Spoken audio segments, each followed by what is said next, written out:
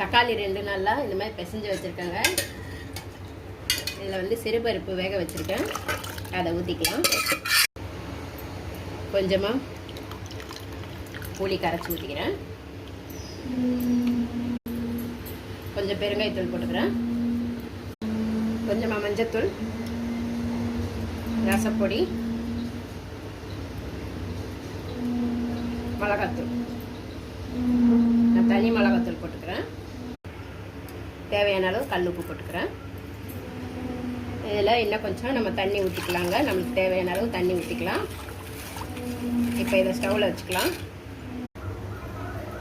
கருவேப்பிலை போட்டுக்கலாம். பொடியை கட் பண்ண கொத்தமல்லி போட்டுக்கிறேங்க.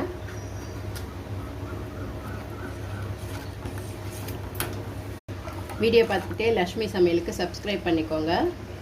இது வந்து சூப்பரான ரசம், சிறுபருப்பு போட்டு நல்லாயிருக்கும். டேஸ்ட் ரொம்ப நல்லா இருக்குங்க. நீங்களும் இந்த மாதிரி ட்ரை பண்ணி பாருங்கள். எப்படி இருந்ததுன்னு கமெண்ட்டில் சொல்லுங்கள். நல்லா கொதிக்கட்டும். நல்லா ரசம் கொதிக்குதுங்க. நம்ம டேஸ்ட்டு பார்த்துட்டு இறக்கி வச்சிடலாம். இனி இதுக்கு வந்து தாளித்து ஊற்றிடலாம். அவ்வளோதாங்க, நம்ம கடுகு எல்லாம் தாளித்து ஊற்றியாச்சு. நம்மளுக்கு சூப்பரான ஒரு ரசம் ரெடி ஆகிடுச்சுங்க. நல்லா வாசனையாக இருக்குது. நீங்களும் இந்த மாதிரி ட்ரை பண்ணி பாருங்கள்.